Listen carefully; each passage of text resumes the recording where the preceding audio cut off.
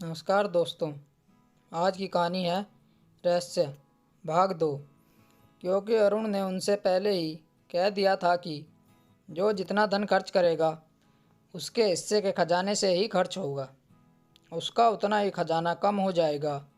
इसलिए हर बहू यह सोचती कि यदि मैंने ज़्यादा खर्च किया तो मेरे हिस्से का धन कम हो जाएगा।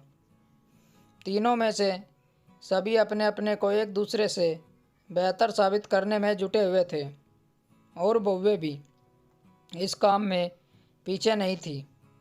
अरुण का परिवार बहुत खुशहाल था। सभी प्रेम से रह रहे थे।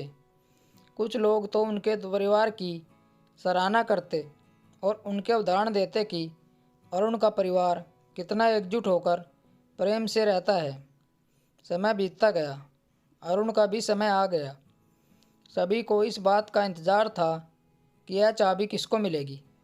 अरुण का योग्य बेटा और बहू कौन से हैं जिनको यह खजाने की चाबी मिलेगी।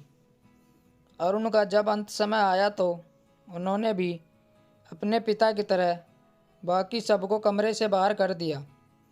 अपने दोनों बेटों को अपने समीप बुलाया और दोनों बेटों के कान में कुछ कहा और थोड़ी देर बाद दोनों बेटे कमरे से बाहर आ गए और सबको बताया कि पिताजी नहीं रहे। सबके मन में उत्सुकता थी कि यह चाबी कौन से बेटे को मिली है। अरुण के भी सारे संस्कार विधि विधान से किए गए और वह चाबी अपने निश्चित स्थान पर फिर से टांग दी गई। रघुनाथ जी का एक बेटा था। अरुण के दो बेटे हुए। उन दोनों के दो दो बेटे हुए। तब उन्होंने भी अपने बेटों के सामने अरुण के द्वारा कहे गए बातों को दोहरा दिया। वे सब भी उसी प्रकार से उस चाबी को प्राप्त करने के लिए प्रेम से और एक साथ रहते। कुछ सालों बाद जब अरुण की पत्नी अपने अंतिम सांसें गिन रही थी तब उसने अपने बेटों को अपने पास बुलाया, क्योंकि वह अभी तक नहीं जान पाई थी कि उनके पति अरुण के पास कौन सा खजाना उनके पिता ने दिया था जो आज तक उन्होंने नहीं देखा। बेटों को सामने देखकर पूछा, बेटा मुझे सच सच बताना, तुम्हारे पिता ने तुम्हें कौन सा खजाना दिया जो मैंने आज तक नहीं देखा। बेटे मुस्कुराए और धीरे से बोले, आपके पास यह खजाना हमेशा ही रहा है, किंतु आपने कभी भी इस पर ध्यान नहीं दिया। इस चाबी का रहस्य ही यही है, हमारे परिवार की खुशी और एकता।